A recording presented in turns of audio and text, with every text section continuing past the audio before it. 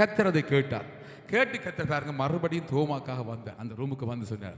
அதான் தோமா சொல்றார், தோமாவே நீ என்னை கண்டதினாலே விசுவாசித்தாய், என் காணாதிருந்து விசுவாசிகள் பாக்கியவான்கள் சொன்னார். ஆமென். எத்தனை சந்தோஷமா இருக்கு. ஆமென் ஆமென். கர்த்தருக்கு மகிழ்ச்சியா இருப்பதே நம்முடைய பலன் இல்லையா? ஆமென். அல்லேலூயா அல்லேலூயா. பாருங்க இந்த இடத்துல வந்தது கர்த்தருடைய கிருபை இல்லையா? ஆமென். எல்லாருக்கும் விளங்குதா? ஆமென் ஆமென். நாங்கள் இந்த இடத்துல வந்தது கர்த்தருடைய கிருபை. ஆமென். கர்த்தருடைய சித்தமெல்லாம் நாங்கள் இந்த இடத்துல பெற முடியும். ஆமென். பாருங்க இந்த இடத்துல நாங்கள் வந்திருக்கோம், கர்த்தருடைய கிருபையால் இங்கே வந்திருக்கோம். இது இங்கே வந்தது நல்லது. ஆமென். அல்லேலூயா. சொல்லுங்க, ஒரு தடவை பார்த்து சொல்லுங்க, இங்கே வந்தது நல்லது. பக்கத்தில் சொல்லுங்க, நீங்கள் இங்கே வந்தது நல்லது. ஆமென். அல்லேலூயா. நீங்கள் இங்கே வந்தது நல்லது. ஆமென். அல்லேலூயா. கர்த்தர் உங்களை நடத்துவார். ஆமென். கர்த்தர் உங்களை திடப்படுத்துவார். கர்த்தர் உங்களை பலப்படுத்துவார். உங்கள் குறைகளை நிறைவாக்குறது அவர். ஆமென். அல்லேலூயா. கிறிஸ்துக்குள்ள உங்கள் குறைவில்லாத்தை நிறைவாக்குற கர்த்தர். ஆமென் ஆமென். பாருங்க, சொந்த குமாரனும் பாராதபடிக்கு இவ்வளவா அன்புந்து பிதானவர் பாருங்க இயேசுவானை நமக்கு தந்து எவ்வளவு பெரிதான அன்பை தெரிந்து அப்படி செய்த தேவன் மற்ற எல்லாவற்றையும் செய்யாது இருப்பது எப்படி? ஆமென். அல்லேலூயா. அவர் எல்லாம் நிறைவேற்ற வல்லவராக இருக்கிறார். கர்த்தர் நல்லவர். ஆமென். அல்லேலூயா. இயேசுவின் நாமத்தில் உங்களை எல்லாரையும் வரவேற்கிறோம், ஆசீர்வதிக்கிறோம். ஆமென். கர்த்தர் நல்லவர். ஆமென். சரி, வளமையா கேட்கறது போல கடந்த கிழமை எடுத்த மெசேஜ் எத்தனை இருக்கு? நான் இருக்கு. ஆமென். காணாதிருந்தும் விசுவாசிக்கவள் பாக்கியவாங்கன்னு பார்த்தோம். ஆமென். அல்லேலூயா. பாருங்க, இஸ்ரவேல் மக்கள் அந்த நாட்களிலே பாருங்க கர்த்தர் இயேசு கிறிஸ்து பாடுபட்டு 3 வருஷம் செய்த ஊழியங்களை நேரிலே பார்த்து அவங்க விசுவாசித்தாங்க. அதிலும் அநேகர் பாருங்க இந்நாள் வரையும் கடினமாக இருக்காங்க, ரட்சிக்கப்படையில விசுவாசிக்கவில்லை. ஆமென். அவங்க எல்லாம் பார்த்து ரட்சித்தாங்க. நாங்கள் எல்லாம் பாருங்க தூரதேசம் இருக்கோம், இலங்கை இந்தியா உட்பட யூரோப் தேசம் எல்லாரும் அநேக தேசங்களே பாருங்க காணவில்லை, இயேசுனா செய்த கிரியைகளை காணவில்லை. அவர் வந்து பாருங்க ஆண்டவராய் இருந்து மனுஷனாய் நடமாடி 3 வருஷம் ஊழியம் செய்து அற்புதங்கள் அதிசயங்கள் அடையாளங்கள் எல்லாம் செய்து அப்படியான காரியங்கள் நிறைவேற்றதை எங்கள் கண்கள் காணவில்லை. சீசர்கள் இருந்து அவர் கண்டும் விசுவாசிக்காம அப்படியும் இருந்தவங்க. ஆனாலும் பாருங்க நாங்கள் காணாவிருந்து விசுவாசித்தவர் கர்த்தர் பாக்கியவான் சொன்னார். ஆமென். பாருங்க அந்த வசனம் மட்டும் வாசிங்க, இந்த வசனத்தை எடுத்து வாசிங்க. யோவான் புஸ்தகம். அதற்கு இயேசு, தோமாவே நீ என்னை கண்டதினாலே விசுவாசித்தாய், காணாதிருந்தும் விசுவாசிக்கிறவர்கள் பாக்கியவான்கள் என்றார். ஆமென். பாருங்க தோமா பார்த்து சொல்றார், அவிசுவாசம் தோமா இருந்தபோது உங்களுக்கு தெரியும் மரித்து உயிர் தெழுந்த அப்புறம் தேவர் பாருங்க அவர்கள் நடுவிலே போய் அந்த இடத்துல தோமா முதல் தரம் வரும்போது தோமா அந்த இடத்துல இல்லை, அந்த அறையிலே 2ஆம் முறை வரும்போது தோமா முதல் இருந்தபோது அவன் விசுவாசிக்கவில்லை. நான் தொட்டு அந்த விரலை அவருடைய விழா எலும்பில் அந்த ஓட்டைகள் அந்த காயங்களை விட்டு பார்த்தாலே நான் விசுவாசிக்க மாட்டேன் சொன்னபோது கர்த்தர் அதை கேட்டார். கேட்டு கர்த்தர் பாருங்க மறுபடியும் தோமாக்காக வந்தார். அந்த ரூமுக்கு வந்து சொன்னார். அதான் தோமா சொல்றார், தோமாவே பாருங்க நீ என்னை கண்டதினாலே விசுவாசித்தாய், என் காணாதிருந்து விசுவாசிகள் பாக்கியவான்கள் சொன்னார். ஆமென். தோமா கர்த்தர் தொட்டு பார்த்து இவர் இயேசு தான், இவர் உயிர்த்தெழுந்திருக்கிறார் என்று பாருங்க விசுவாசித்தார். எப்படி தொட்டு பார்த்து அவங்க சீசர்கள் சொன்னபோது விசுவாசிக்கவில்லை. நாங்கள் பாருங்க மேன்மையானவர் பாருங்க அநேக சீசர்கள் அநேக ஊழியக்காரர் விசுவாசிகள் சொல்லி நாங்கள் விசுவாசிக்கிறோம். ஆமென். அல்லேலூயா. பாருங்க நீங்க எல்லாம் உண்மையிலே விசுவாசிங்க. ஆமென். பாருங்க தோமா பாருங்க கூட இருந்த தோமா சீசர்கள் நேர பார்த்து மரியாதை பார்த்து சொன்னது, சீசர்கள் பார்த்தார்கள் இயேசு வந்தார் ரூமுக்கு என்று சொல்லி விசுவாசிக்காம இருந்தார். அவர் ஆண்டவரோட 3 வருஷம் ஊழியம் செய்தார். அவருடைய 12 அப்போஸ்தலர் ஒரு ஆள் தோமா, அவங்களுக்கு தெரியும். பாருங்க அப்படி இருந்தும் பாருங்க அவன் விசுவாசிக்கவில்லை. ஆனால் நாங்கள் தூரதேசம் இருந்து ஒவ்வொரு ஜனங்கள் முன்னால் சொன்னதை கேட்டு நாங்கள் விசுவாசித்தோம். நாங்கள் பாக்கியவான் பாக்கியவான். ஆமென். பாருங்க சும்மா லேசான காரியம் இல்லை. பாருங்க எங்கேயோ பாருங்க இஸ்ரேல் தேசம் எங்கேயோ தூரதேசம் இருந்து பாருங்க சுவிசேஷத்தை கேள்விப்பட்டு நாங்கள் இயேசு வந்து மரிச்சார், 3 வருஷம் ஊழியம் செய்தார், மறுபடி அவர் ஜீவனை விட்டார், மரித்திலிருந்து உயிர் தெழும்பினார், மறுபடி எங்களுக்கு பரிசுத்தாவியை ஊற்றினார், எங்களுக்கு எல்லாம் பரிசுத்தாவி தந்தார், எங்களை மறுபடி பிறக்க வைத்தார், தம்முடைய பிள்ளையா முத்திரிச்சு அச்சாரமாய் பூமியிலே நடமாட வைக்கிறார் என்றதை நாங்கள் ஆவியினால உணர்றோமா இல்லையா? ஆமென். பாருங்க அதெல்லாம் பாருங்க ஒவ்வொரு சண்டையும் பாருங்க ஒரு ஜெபத்துக்கு கலந்தோட காரியம் சொன்னால் கர்த்தர் நமக்குள்ளே இந்த கிரியை செய்கிறார். ஆமென். அவருடைய ரட்சிப்புக்கு சந்தோஷத்தை உணர்ந்திருக்கிறோம், அறிந்திருக்கிறோம். ஆமென். அதில் எங்களுக்கு விசுவாசம் இருக்கும். ஆனால் முதல் பாருங்க நீங்க சொல்லிக்க நீங்க விசுவாசிக்கிறீங்க. ஆமென். இதில் பெற்ற பிற்பாடு பாருங்க அந்த கிரியில பார்த்து விசுவாசிக்க வேற, அதுக்கு முற்பாடு நீங்கள் எந்த கிரியையும் இல்லாமல் பரிசுத்தாவி உங்களுக்கு விராதபடி மறுபடி பிறக்கிற அனுபவம் இல்லாத நாட்களே அப்ப நீங்க விசுவாசி ஞானஸ்நானம் படுத்தீங்க, அதுதான் பெரிது. ஆமென். அல்லேலூயா. அந்த காரியம் தான் முக்கியம். நாங்கள் எல்லாம் விசுவாசி. ஆமென். யோசிச்சு பாருங்க. அதான் நான் சொல்றார், எங்களை பற்றி தான் கர்த்தர் சொல்றேன், நீங்கள் எல்லாம் பாக்கியவான் பாக்கியவதிகள். ஏனென்று சொன்னால் நீங்கள் காணா இருந்து விசுவாசித்தார்கள். ஆமென். அல்லேலூயா. தூரதேசத்தில் இருந்த நாங்கள் பாருங்க கேள்விப்பட்டு கேள்வி விசுவாசனால பெறும். ஆமென். அதே மாதிரி கேள்வி பேருக்கு தேவனுடைய வார்த்தையிலிருந்து பெறுற மாதிரி அவருடைய வார்த்தையை நாங்கள் கேட்டு நாங்கள் விசுவாசத்தை ஞானஸ்நானம் எடுத்து ரட்சிக்கப்பட்டிருக்கோம். இது ஒரு பெரிய மேன்மையான காரியம் தெரியுமா? ஆமென். அல்லேலூயா. பாருங்க பக்கத்தில் இருந்தால் கூட விசுவாசிக்காமல் இருந்தார்கள். நாங்கள் தூரதேச விசுவாசிகள், நாங்கள் மேன்மை உள்ளவர்கள். ஆமென். கர்த்தர் உங்களை அதிகமாக பிரியமாக இருப்பார். என்ன சொன்னால் பாருங்க, ஒரு வசனத்தை கேட்டு காணாமல் இருந்து நீங்கள் ரட்சிக்கப்பட்டிருக்கிறீங்க.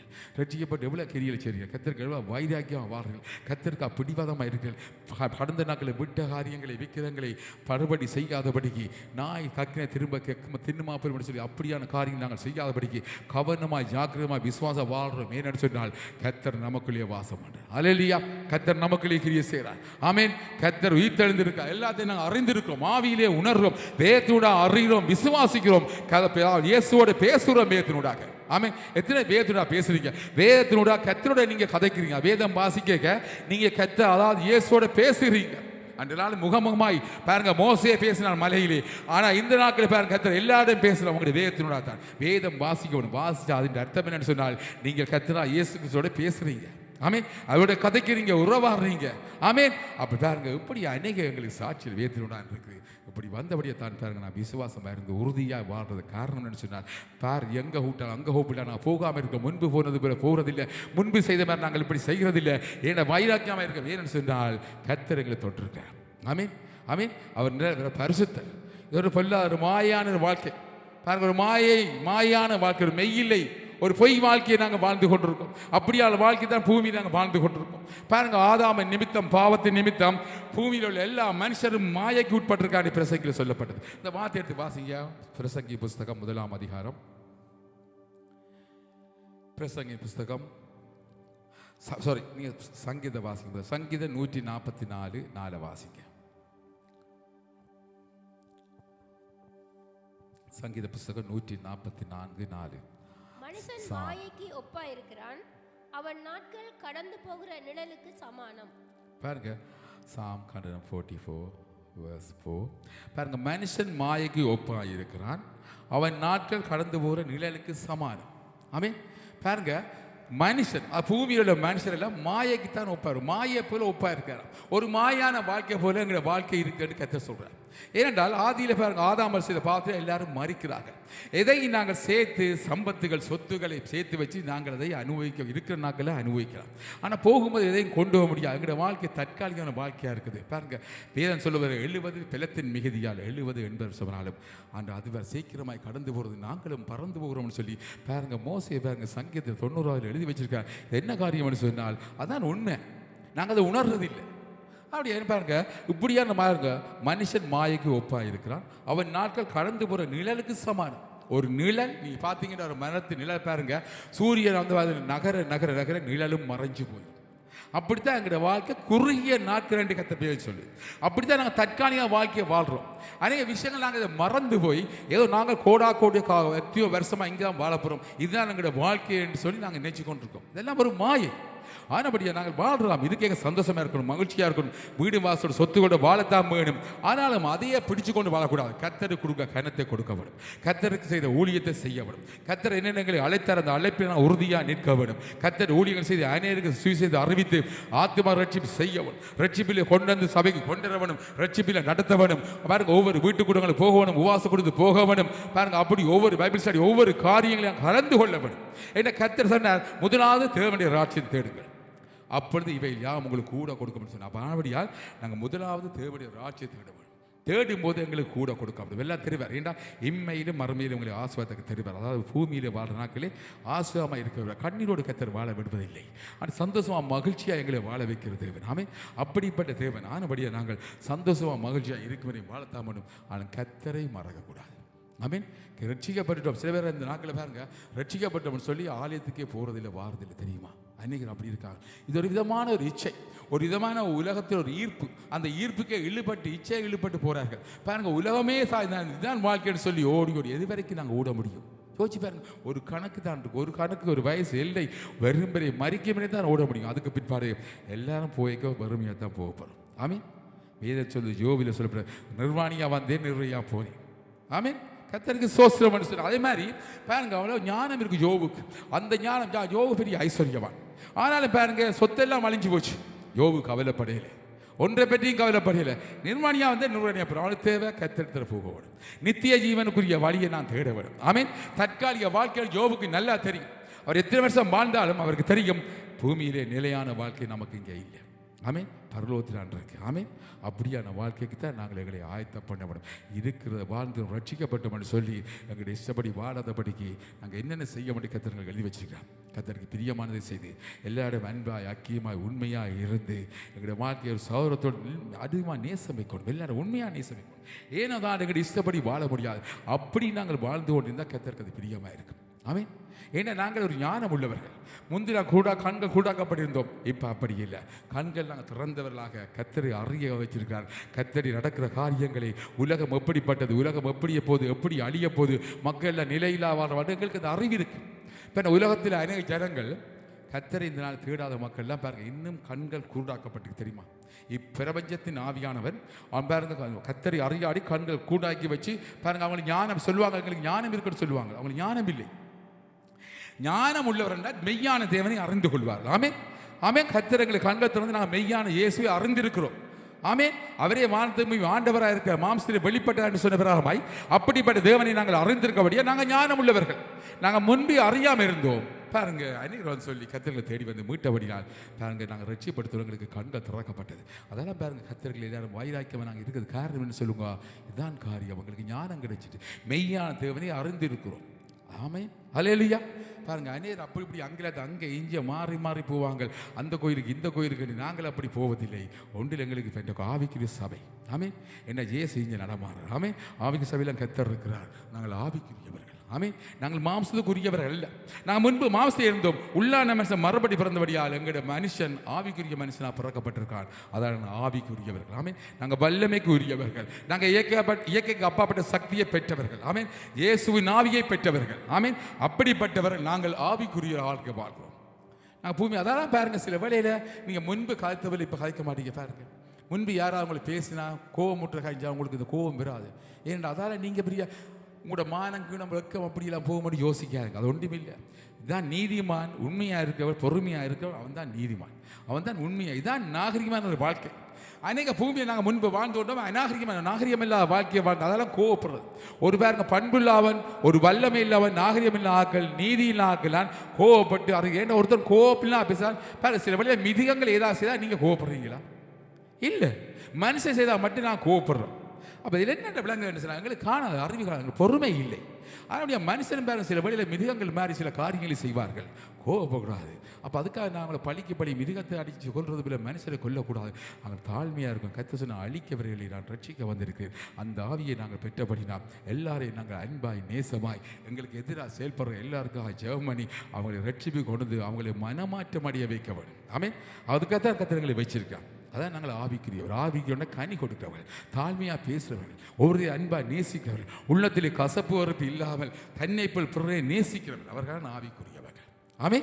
ஆவிக்குன்னா அப்படித்தான் நேசிக்கணும். சுயநலம் இல்லாதபடிக்கு பொதுநலம் உள்ளவர்களாக வாழ வேணும். அப்படி பொதுநலமாக எல்லாரையும் நேசிக்க வேணும். அப்படி நேசிக்கவரான் ஆவிக்குரியவர்கள். ஆமே. மாம்சக்கிரிய செவடி நாங்கள் சுயநலமாக வாழ்ந்திருக்கலாம். இனிமேல் அப்படி நாங்கள் வாழக்கூடாது. அறிந்தவர்கள் அநேக ஜனங்கள் இந்த 4 பேர் சுயநலமாக இருக்கிறார்கள். அது நமக்கு அது ஏற்ற காரியம் இல்லை. ஆமே. நாங்கள் ரட்சிக்கப்பட்ட பிள்ளைகள், கர்த்தரை அறிந்த பிள்ளைகள். ஆனபடியா தேவனுடைய அன்பு நமக்கு ஊற்றப்பட்டிருக்குது. அவற்றை நீதி நியாயங்களை வேத்துண்டாக கற்றிருக்கிறோம். எங்களுடைய இதயத்திலே கர்த்தர் வசனத்தை வச்சிருக்கிறார். ஆனபடியா எது நீதி எது அநீதி என்று நாங்கள் அறிந்திருக்கிறோம். ஆனபடியா நாங்கள் அநீதியை விட்டுட்டு நீதியிலே பிரியப்பட்டு கர்த்தருக்கு பிரியமானதை செய்ய வேண்டும். ஆமே. நாங்கள் திரும்ப திரும்ப அப்படி நல்லது செய்யும் போது யோசிச்சு பாருங்க. அநீதி செய்கிறவங்க கூட உங்களோட பட்சத்தில் வருவார்கள் தெரியுமா? உங்களோட நீதியை பார்த்து. ஆமே.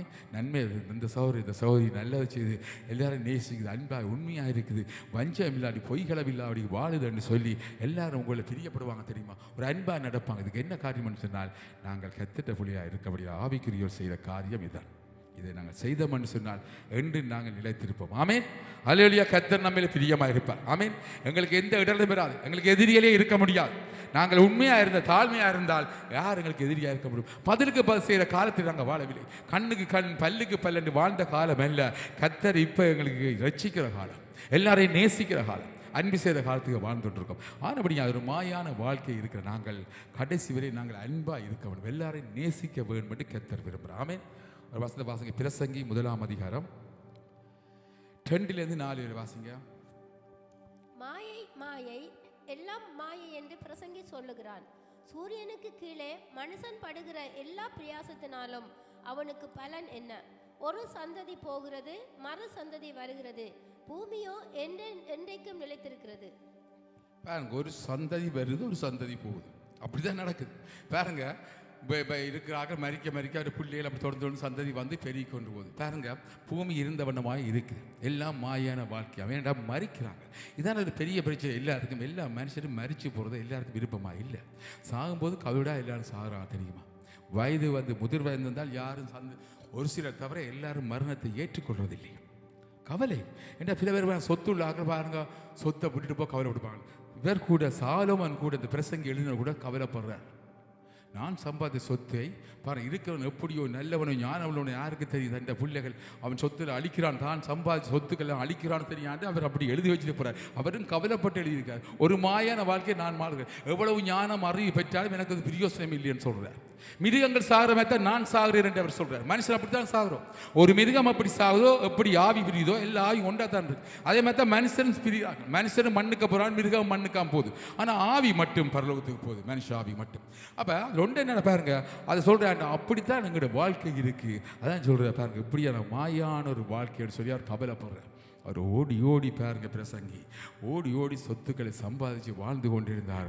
ஆனால் பாருங்க, ஒரு கடைசியார் உணர்றார், எழுதி முடிய எல்லாத்தையும் உணர்றார். ஒரு மாயான வாழ்க்கையா இருக்கு. நான் எவ்வளவு சம்பாதிச்சு எப்படி செய்தேன், ஒரு சந்தோஷம் இல்லை, ஒரு நிறைவான சந்தோஷம் பூமியில இல்லை என்று சொல்லி கவலைப்படுறார். பாருங்க, திரும்ப வாசிங்க, அப்படி திரும்ப இருக்க வாசிங்க, எல்லாம் கவனிச்சுக்கணும். பிரசங்கி உண்டு. மாயை மாயை எல்லாம் மாயை என்று பிரசங்கி சொல்லுகிறான். சூரியனுக்கு கீழே மனுஷன் படுகிற எல்லா பிரயாசத்தினாலும் அவனுக்கு பலன் என்ன? ஆமே, பாருங்க, சூரியனுக்குள்ளே மனுஷன் படுற எல்லா பிரயாசத்தினாலும் அவனுக்கு பலன் என்ன? அதாவது அர்த்தம்னா, மேகத்துக்கு கீழே சூரியனுக்கு கீழே நாங்கள் இருந்து என்னதான் பிரயாசம் எங்களுக்கு பலன் இல்லைன்னு சொல்கிறோம். அதான் உண்மை. எங்களுக்கு எந்த பலனும் இல்லை. அதை நாங்கள் காலகாலமாக நாங்கள் இளமையாக இருந்து அனுபவிக்கப்படுறதில்லை. வயது முதல் வயது எல்லாரும் மறிப்பார்கள், ஆனபடி அதால் பிரயோசனம் இல்லை என்று சொல்லப்பட்டது. பாருங்க, பிள்ளைகளும் அவங்களும் பாருங்க தொடர்ந்து வாழப்படுறது. எல்லாரும் பாருங்க வயது மறிக்கத்தான் போறார்கள். மறிச்சாலும் பாருங்க, ஒரு மாயான வாழ்க்கை என்று சொல்லி அவர் கவலைப்பட்டு எழுதுகிறார். இதை நாங்கள் அந்த பிரசங்கி எல்லாரும் வாசிக்க. பிரசங்கிய வாசிக்குமா தெரியும் என்ன நடக்குது, உண்மையான சம்பவம். அதாவது பூமியில் அவருக்கு ஆண்டவர் அந்த ஞானத்தாலே அப்படியே பாருங்க எழுதி வச்சிருக்கார். கர்த்தரா யாவியான் எழுதி வச்ச ஒவ்வொரு வசனங்களும் பாருங்க, பூமியில வாழ்க்கை மாயா இருக்கு. அதாவது சூரியனுக்கு கீழே சூரியனுக்கு மேலே பரலோகம் இருக்கு. ஆமீன். அந்த பரலோகம் அதன் அர்த்தம்னா இங்கெல்லாம் மாயா இருக்கு, அங்கே மாயை இல்லை. இங்கே தற்காலிகமாக பொய் வாழ்க்கை இருக்கு, அங்கே ஒரு மெய் வாழ்க்கை இருக்கு, அங்கே எங்களுக்கு சந்தோஷம் இருக்கு, மகிழ்ச்சி இருக்கு என்று சொல்லுவார். இதை நாங்கள் ஆராய்ந்து வழியாக வாசிக்க பூமியை கீழே உங்களுக்கு எந்த சந்தோஷம் இல்லை, ஆனால் பரலோகத்தில் மேலே உங்களுக்கு சந்தோஷம் இருக்குன்னு சொல்கிறார். பாருங்க, சூரியன் உதிக்கிறது, சூரியன் அஸ்தமிக்கிறது, தான் உதிச்ச இடத்துக்கு அது திரும்பவும் தீவிரிக்கிற என்று 5ஆம் வசனம் சொல்லி பாருங்க. அப்படி ஒரு சந்ததி போகிறது, மறு சந்ததி வருது. பூமியில் என்றென்றைக்கு நிலைத்துக்கு பூமி நிற்குது, ஆனால் மக்கள் எல்லாம் மறைஞ்சு போகிறாங்க. ஆனால் வேதம் சொல்லி பேருவாங்க, பூமியும் பேருந்து மறைஞ்சு போகுது. ஆமே, கடைசி காலத்தில் கத்திட்ட வரையில் பூமியும் மறைந்து போகிறோன்னு சொல்லப்பட்டது. ஆனபடி அந்த மாயான வாழ்க்கையில் நாங்கள் வாழ்கிற நாங்கள் எல்லாரும் அன்பாக இருக்க வேண்டும். ஆமே, அது இல்லையா? ஒரு பொய் வாழ்க்கை தான் வாழ்கிறோம் தெரியுமா? எந்த மனுஷனும் மறிக்க எங்களுக்கு ஆராய்ச்சி இருக்குது, உணர்வு இருக்குது. நாங்கள் உலகத்தை சிந்திக்கிறோம். ஏன் நாங்கள் மறிக்கிறோம் என்று சிந்திக்கிற ஆற்றல் நமக்கு இருக்குது. நாங்கள் மிருகங்கள் இல்லை, நாங்கள் மனுஷர்கள். கர்த்தர்கள் தன்னுடைய சாயலா பறித்து ஆராய்ச்சி உள்ள மனுஷர்கள். ஆனால் அப்படி நாங்கள் சிந்திக்கிறோம், ஆண்டவரே ஏன் நான் இப்படி இருக்கிறேன், ஏன் மறிக்க வேணும், எவ்வளோ ஓடி ஓடி சம்பாதிச்சா என்னுடைய வாழ்க்கையெல்லாம் மறைஞ்சு போதே என்று சொல்லி சிந்திச்சு கவலைப்படுறமா இல்லையா? சில யோசிச்சு பாருங்க, கவலை வரும். அதுக்கத்தான் சொல்ற மாயான வாழ்க்கை, இதை நீங்கள் பிடிக்காதபடிக்கு பரலோகத்தில் இருக்கிற நித்திய ஜீவனை பெற்றுக்கொள்ளுங்க. அங்கே மாயை இல்லை. ஆமீன். அங்கே எங்களுக்கு வினோதமான காரியங்கள் இருக்குது, அநேக சந்தோஷங்கள் இருக்குது, பொக்கிஷங்கள் இருக்குது. அப்படியான வாழ்க்கை தேடும்படியாக எங்களுக்கு வேதம் நமக்கு சொல்றது. மாயை விட்டு பாருங்க, வாசிங்க 8:9 வாசிங்க. அதே அதிகாரத்தில் எல்லாம் வருத்தத்தினால் நிறைந்திருக்கிறது, அது மனுஷரால் சொல்லி முடியாது. காண்கிறதுனால் கண் திருப்தி ஆகிறதில்லை, கேட்கிறதுனால் செவி நிரப்பப்படுகிறதும். ஆமென். பாருங்க, எல்லாம் வருத்தத்தினால் நிறைந்திருக்கிறது. ஒரு வருத்தமான வாழ்க்கை வாழ்றோமா இல்லையா? யோசிச்சு பாருங்க, ஒரு நிம்மதி சந்தோஷம் இல்லை. ஏதோ நோய் இல்லாட்டி ஏதோ ஒரு வருத்தம் நமக்கு இருக்குது தெரியுமா? ஏதோ ஒரு சங்கடங்கள் வரும், ஏதோ துன்பங்கள் வரும், துன்மார்க்கள் தொல்லைகள் அதிகமாக இருக்குது பூமியில் தெரியுமா? அவங்க பாருங்க, நாங்கள் நீதியை விரும்ப மாட்டாங்க. துன்மார்க்கத்திலே பிரியப்படுற மக்கள் மத்தியில் நாங்கள் ஒரு நீதியாய் வாழ்ந்தாலும் எங்களுக்கு சங்கடங்கள் தொல்லைகள் வந்துள்ளான் இருக்கு. அவங்க எங்களை ஏற்றுக்கொள்ள மாட்டாங்க, எங்கட செய்கையில் அவங்க விரும்ப மாட்டாங்க. அவங்க தங்கள் துன்மார்க்கத்திலாம் பிரியப்படுற அதுதான் விரும்புவார்கள். அதனால் பாருங்க, இங்கே பாருங்க, நான் வாழைக்க பூமியில் வருத்தம் நிறைந்திருக்கு, எங்களோட வாழ்க்கையெல்லாம் வருத்தம் நிறைந்திருக்கு. எவ்வளவு சொத்துக்கள் சம்பத்துகள் நமக்கு இருந்தாலும் பாருங்க, சமாதானமாய் வாழ முடியாத காரியம் இந்த பூமியில். ஒரு வருத்தம், அது நினைத்திரு வருத்தமும் ஒரு சங்கடமான வாழ்க்கையை வாழ்றோம் தெரியுமா? பூமியில் இருக்க எல்லாருக்கும் அதான் நிம்மதி இல்லாத வாழ்க்கை. வழியில் போய்க்க என்ன நடக்குமோன்னு தெரியாது. அவன் கத்தட ராட்சியத்தில் எங்களுக்கு அழிவு இருக்காது, மரணம் இருக்காது, ஆக்சிடென்ட் எதுவும் நடக்காது. ஆனபடியா பாருங்க, இது ஒரு பொல்லாத நாட்கள். பாவ பூமியிலே வாழ்றபடியா, பாவத்தை நிமித்தம் மக்கள் வாழ்ந்தபடியா என்ன நடக்கணும், எத்தனை பேர் பாருங்க மரிச்சு போறார்கள், காணவில்லை. இதெல்லாம் என்ன நினைக்கிறீங்க? ஒரு சஞ்சலம் வருத்தம் நிறைந்த ஒரு வாழ்க்கை, நிம்மதி இல்லை. பிள்ளைகளை வெளியில விட்டுட்டு பார்த்து எத்தனை மணி வருவ ஏங்கி தவிக்கிற பூமி இந்த பூமி தெரியுமா? நீங்கள் உங்களோட பிள்ளைகளை எங்கே வெளியில் விட்டு பாருங்க, ஒரு ஒரு கொஞ்ச நேரம் காலிட எவ்வளோ தவிக்கிறீங்க, எவ்வளோ பெரிய அந்த அங்கலாக்கிறீங்க தெரியுமா? என்ன காரியம் இது? வருத்தம் நிறைந்த பூமி, சஞ்சலம் நிறைந்த பூமி, சமாதானம் இல்லாத பூமி. என்ன நடக்கும்னு தெரியாது. இது கத்தட்ட ராட்சியம் இல்லை. பரலோகத்தில் உங்களோட பிள்ளைகள் உதாரணத்துக்கு இருந்தால் பாருங்க, நீங்கள் எங்கேயாவது நடமாண்டால் அங்கே நீ சந்தோஷமாக தான் இருப்பீங்க. எந்த பயமில்லா ஒரு வாழ்க்கையை வாழலாம் தெரியுமா? பூமியை நாங்கள் வாழும்போது எங்களுக்கு ஒரே சஞ்சலம் நிறைந்த ஒரு வாழ்க்கை, வருத்தம் நிறைந்த வாழ்க்கை, பயந்து பயந்து வாழ வேண்டிய ஒரு வாழ்க்கை. சமாமல் யாரும் வாழ முடியாது. தனிமந்தான போய்க்கு என்ன நடக்க மாட்டேங்க. திடீரென்று பாருங்க, திடீரென்று புயல் வரலாம், இயற்கை அழிவு வரலாம், ஏதோ வந்து அழிவிலே மறித்து போகிறார்கள் இந்த பூமியில். அதுதான் சொல்கிற பாருங்க, என்னதான் இருந்தால் சொல்கிற எல்லாம் வருத்தத்தினால் நிறைந்திருக்கிறது. அது மனுஷனால் சொல்லி முடியாது. காண்றதுனால் கண் திருப்தி அடைகிறதில்லை. பாருங்க, வெளியே நாங்கள் கண்ணால் கண்டா இதையும் திருப்தி அடையாது. திருப்பி ஒன்றை பார்த்தா ஒரு காரி ஒன்றை ஒரு சொத்தா ஏதோ ஒன்று பார்த்தா அது வந்துட்டேன்னு சொல்லி இல்லை, திருப்தி அடைஞ்சு நாங்கள் அதோடு நான் நிப்பாட்டுறதில்லை. தொடர்ந்து மேலதிகமாக அதிகமாக தேடி கொண்டு போவார்கள். பார்த்தீங்கன்னா பணத்தை வேற பணம் தேடி கொண்டு போவார்கள் ஜனங்கள். அப்படித்தான் உலகம். இது ஒரு மாயை, எல்லாருக்கும் இது இருக்குது. ஐஸ்வர்யா பாருங்க, அவர் கணக்கு ஒரு கொஞ்சம் தான் அப்படி வாடுவேன்னு சொல்லுவாங்க, பேர் வாழ மாட்டார்கள். பணம் வேற கூடிக்கொண்டு போக அவங்க பாருங்க அந்த நீதியத்தை விட்டு பாருங்க, அது நீதிக்கு மாறான காரியங்களை செய்வார். ஏன்னா பணத ஆசை வந்தால் என்ன செய்வார்? எல்லாத்தையும் மறந்து தாங்கள் அநீதியில் பிரிய அநீதியான காரியம் செய்வார்கள். நீதி, ஏன்னா பணம் வெறும் ஆசை பெறும், பணத்தை இன்னும் அதிகமாக சம்பாதிக்க ஆசை பெறும். அதான் சொல்கிற பாருங்க, காண்கிறதுனால கண் திருப்தி அடையாது. வேதத்தில் சொல்லப்பட்டதெல்லாம் இந்த பூமியில் நடக்கிற மக்களுக்கு இப்படி நடக்குது. நாங்கள் பூமியில் எப்படியான ஆக்களை நாங்கள் காண்கிறோம். இப்படி அநேகர் இருக்கிறார்கள். சில பேர் சொல்லுவாங்க, நான் சரியாக தான் வாழ அப்படி விரும்புகிறாள் பாருங்க, பணம் பொருள் அப்படி வந்தோடனே பாருங்க ஆண்டவரையே மறந்து எல்லாரும் போகிற காரியம் இருக்குது தெரியுமா? அநேகர் அப்படித்தான் அந்த ஆரம்பத்தை வந்து இருப்பாங்க, எல்லாம் பெற்றுக்கொண்டு இந்த பணம் எல்லாம் வந்தோடனே கணத்தை நான் அனுபவிக்கணும் என்று சொல்லி கத்தரையை விட்டு கத்தட்டு ஆலயத்தை விட்டு அப்படி ஓடுற ஜனங்களையும் இருக்கிறார்கள். நல்லதில்லை. நாங்கள் எப்பொழுதும் கவனமாக இருக்கணும். ஆமீன். இதெல்லாம் நாங்கள் அறிந்திருக்கிறோம். அப்படி எப்படியான பிரசங்கி சொல்லிக்கிறான், ஜாக்கிரதையாக எங்களுடைய வாழ்க்கையை நாங்கள் கொண்டு போகணும். அப்படித்தான் இருக்கும். பாருங்க, காண்கிறதுனாலே கண் திருப்தி ஆகுறதில்லை, கேட்கிறதுனால் செவி நிரப்பப்படுறதும் இல்லை. நீங்கள் எவ்வளத்தை கேட்டாலும் பாருங்க உங்களுடைய செவி நிரப்பாது, அதில் ஒரு திருப்தி வராது. கேட்க உங்களுக்கு திருப்தி ஒன்றுமில்லாத வாழ்க்கையாக இந்த பூமி வாழ்க்கை. ஆனால் பரலோகத்தில் எல்லாம் இருக்குன்னு சொல்கிறது. ஆமீன். திருப்தியாகும். அப்படி சந்தோஷம் நிறைவான ஒரு வாழ்க்கை நமக்கு இருக்குது, பூமியிலே இல்லை என்று சொல்லப்படுது. ஆனபடினால் இந்த வாழ்க்கையை இந்த பூமியில் நாங்கள் வாழும்போது ஜாக்கிரதையாக இருக்கணும், எல்லாத்துக்கும் மேலே எல்லாரும் நேசிக்கணும், அன்பாக இருக்கணும், உண்மையாக இருக்கணும். ஆமீன். முடிந்தளவு எல்லாருக்கும் உதவி செய்யணும். ஏழை எளியவர்களை கண்டால் நாங்களுக்கு ஏதாவது உதவி செய்யணும். அப்படி நன்மைகள் செய்து கொண்டிருந்த கர்த்தர்களை பிரியமாக இருப்போம். ஆமீன். அல்லேலூயா. 9:10 வாசிங்க. முன் இருந்ததே இனிமேலும் இருக்கும், முன் செய்யப்பட்டதே பின்னும் செய்யப்படும், சூரியனுக்கு கீழே நூதனமானது ஒன்றுமில்லை. ஆமீன். பாருங்க, முன் இருந்தே இனிமேலும் இருக்கு. அது சொல்ற ஞானமா? நீ பூமியில பாருங்க, உங்களோட சொந்த உங்களோட பரம்பரை, உங்களோட அப்பாவோட அப்பா இருந்து பாட்டி பூட்டி எல்லாம் செய்த காரியங்களை கேட்டு பாருங்க, அங்கே இருந்தால் திரும்பவும் இருக்குதா. பூமியில் ஒரு மாற்றம் இல்லை, ஏதும் ஒன்று இல்லைன்னு சொல்ற பாருங்க, முன்பு இருந்தே இருக்கும் இனிமேலும் அப்படித்தான் இருக்கும்னு சொல்லி ஆண்டவர் எழுதி வச்சுக்க பாருங்க. முன் செய்யப்பட்டது பின்னும் செய்யப்படுது. முன்னுக்கு நீங்க என்னென்ன செய்த காரியமா பின்னுக்கும் அதான் செய்யப்படுது என்று சொல்லிப்படி சொல்ற பாருங்க. சூரியனுக்கு இல்லையே நூதனமானது ஒன்றுமில்லை, புதிதான காரியம் ஒன்றுமில்லையா. எல்லாம் ஒரே மாதிரி தான் இருக்கு பாருங்க. மண் இருக்கு, மரங்கள் இருக்கு, விருட்சங்கள் அப்படி வளருது, மனுஷர்கள் வாழ்றார்கள், காட்டு வீடுகளை கட்டி தன்றார்கள். அப்படித்தான் போகலையா. புதுசாக நூதனமான காரியத்தை ஒன்றையும் பூமியில இல்லை என்று சொல்லப்பட்டது. புதுசான காரியம் இல்லை. அதன் அர்த்தம் என்றால் பரலோகத்திலே இருக்குது என்ற அர்த்தம். ஆமீன். பூமியிலே இல்லையென்றா எங்கே? பரலோகத்திலே இருக்கு. நூதனமாக காரியம் இருக்கு, பெரிய பெரிய அதிசயங்களை நாங்கள் காணலாம், அற்புதமான காரியங்கள், கண்களுக்கு குளிர்ச்சியான காரியங்களை, நீ நினைக்கக்கூடாத காரியங்களை காணக்கூடிய இருக்கும் என்றால் பரலோகத்தில் அது இருக்குன்ற அர்த்தம். இங்கே இல்லை, ஆனால் அங்கே இருக்கு. ஆமீன். இந்த பேர் நூதனமான காரியம் இல்லை. பேரங்கால் சொல்லப்பட்டது, இதை பார் இது நூதனம் என்று சொல்லப்படத்தக்க காரியம் ஒன்றுண்டோ, அது நமக்கு முன்னும் பூராத்தி இருந்தது. யாரும் இங்கே வந்து இது புதுசாக இருக்கா புதுசாக இருக்குன்னு சொல்லி அப்படி இல்லை. அதான் பாருங்க, ஒரு நேரத்தில் மாஸ் மடியில் வந்து கிரேக்க தேசத்தில் போய் பவுல பிரசங்கம் பண்ணுவது, அங்குள்ள ஞானிகள் எல்லாம் பாருங்க என்ன நூதனமான பிரசங்கமாக இருக்குன்னு சொல்கிறாங்க. ஏன்னா கர்த்தர் மரித்தார், உயிர்த்தெழுந்தார், ஜீவனை கொடுக்குறான்னு சொல்ல அவங்களுக்கு பாருங்க அதை கேள்விப்படவில்லை. அவங்க சொல்கிறாங்க நூதனமான புதிய காரியம், புதிய பிரசங்கமாக இருக்குன்னு சொல்கிறார்கள். ஆச்சரியப்பட்டார்கள். என்னன்னு சொன்னா பாருங்க, பவுல் அப்போஸ்தலன் பாருங்க, இயேசு மரித்து உயிர் தெழுந்தார். ஒருத்தரும் அந்த காலத்தில் உயிர் தெழவில்லை. அவர் மறுபடி பிறந்து எல்லாரையும் ரட்சிக்கிறார். அவருக்கு இயேசு வந்து நமக்குள்ளே வாசம் பண்றார், எங்களை மறுபடி பிறந்திருக்கிறார், பிறக்க வைத்திருக்கிறார் என்று சாட்சியாக பவுல் அப்போஸ்தலன் சொல்லும்போது பாருங்க, அவங்க அதை விசுவாசிக்கவில்லை. அது ஒரு நூதனமா இருக்கு, புதுசா இருக்குன்னு சொல்றாங்க. ஆமென். இயேசு எங்களை மறுபடி பிறக்க வைத்தார். இது ஒரு புதிய காரியம். ஆமென். அல்லேலூயா. அதுக்கு முன்பு எல்லாம் எனக்கு பழைய காரியமாக தெரிந்தது. இது ஒரு புதிய காரியம். ஏனென்று சொன்னால், பூமியில் எங்களுக்கு நிலையான வீடு இங்கே இல்லை என்ற பிரகாரமாய் நிலையான நகரம் எங்களுக்கு பரலோகத்தில் இருக்கு.